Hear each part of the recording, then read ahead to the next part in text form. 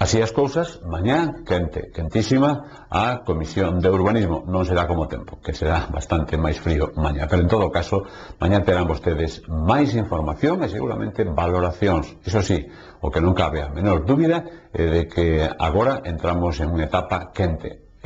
O pleno no que se levará esta, en principio, aprobación inicial do plan para a súa exposición pública, etcétera, etcétera, etcétera, tamén se promete interesante. Contarémoslo aquí en Estrada Televisión. Como lles contamos, precisamente onte, que aparecera en Requián, no monte de Requián, un vertedoiro incontrolado. Pois ben, a ese vertedoiro referíase esta mañá o concelleiro de Medio Ambiente, Manuel Otero Espiño, que pedía civismo.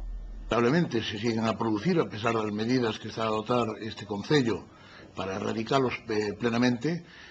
O que se fai, un mecanismo normal é cando temos algunha denuncia de algún veciño, de algún cidadán ou do propio Seprona, pues, se fai un informe e inmediatamente pues, se procede a limpeza e a recollida dos materiales depositados no mesmo.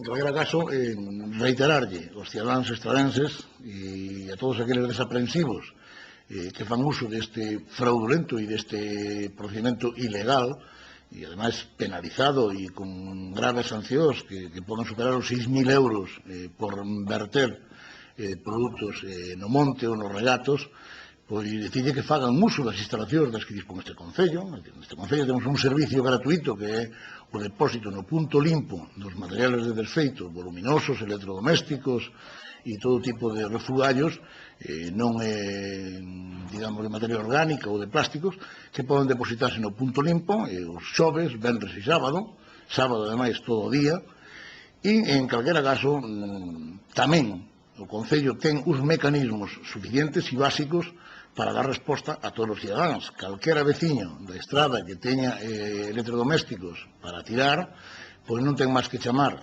aquí á alcaldía o 570030, poñer en coñecemento os materiais que quere desbotar e automáticamente se produce a recollida domiciliaria periódicamente pois para levantar este tipo de produtos e evitar estes vertidos incontrolados. Unha vez máis, chamamos aos cidadáns que fagan uso destes servizos básicos que presta o Concello e a ver se entre todos conseguimos erradicar estes vertidos incontrolados que prexudican a natureza e a imaxe do noso Concello.